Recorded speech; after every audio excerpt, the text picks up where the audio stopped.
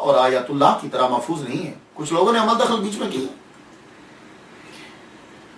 اب آپ جانیے کہ جو بھی ولی کامل ہوتا ہے وہ حسن خلق اور خدمت خلق دونوں سے آراستہ ہوتا ہے.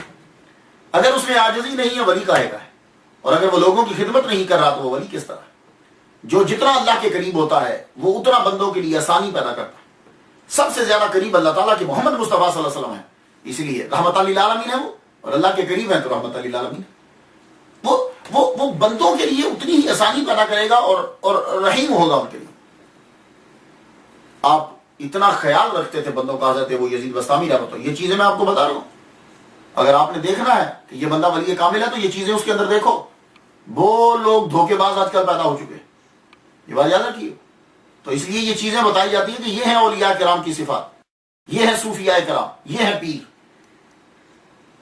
آپ جب نماز پڑھنے لگتے, عبادت کرنے لگتے, تو سوراخ بھی بند کر دیتے.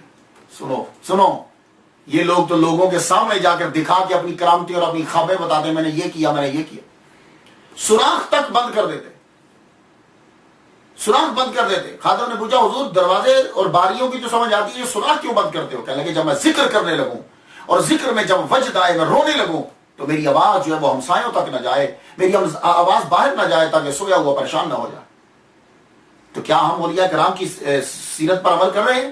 ہم تو اپنے سپیکر کھول دیتے ہیں رات کے 12 بجے 1 بجے کھول دیتے ہیں سپیکر, اور وہ بیچارہ کہ جس نے صبح امتحان دینا ہے, یا وہ جس کے گھر میں ریس کوئی بیمار پڑا ہوا ہے, اس کو بھی ہم جگاتے ہیں, اسے بھی تنگ کرتے ہیں. اور یہ با یزید بسطامی ہے کہ اپنی عبادت کے لیے سوراخ تک بند کر رہے.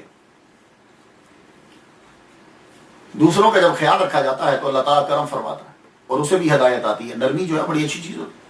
ایک مرتبہ قبرستان کے قریب سے حضرت ابو یزید بسطامی رحمۃ اللہ علیہ گزر رہے ہیں. تھوڑا سا آگے ہوئے تو دیکھا کہ ایک لڑکا اور ایک اس کا ساتھی مل کر ساز بجا رہے ہیں.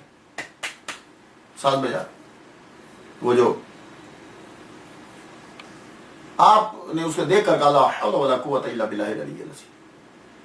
اس لڑکے کو غصہ آیا, اس نے وہ پکڑ کر حضرت ابو یزید بسطامی رحمۃ اللہ کے سر پہ دے مارا. سانس ٹوٹ گیا, آپ کا سر پھوٹ گیا. آپ خاموشی سے گھر چلے گئے. صبح کے وقت اس لڑکے کے گھر میں پیسے بھجوائے جتنے کا ساز تھا, اور حلوہ بھجوایا, اور خادم سے کہا کہ اسے کہنا کہ ان پیسوں کے تم جا کر اپنا ساز نیا لے لو, اور یہ حلوہ اس لیے بھیجا تھا کہ تیرا غم دور ہو جائے. اللہ اکبر. وہ لڑکا بھی اور اس کا ساتھی بھی دونوں نے آ کے توبہ کی. یہ طریقہ ہے تعلیم کا, یہ طریقہ ہے. حالانکہ جس کے نزدیک ساز برا ہے وہ ساز کے پیسے کیوں دے گا؟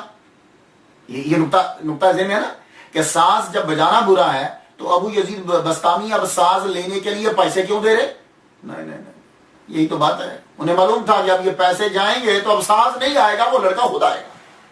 اب اس کے اندر ایمان آئے گا, اس کے اندر تصوف آئے گا, ساز نہیں آئے گا.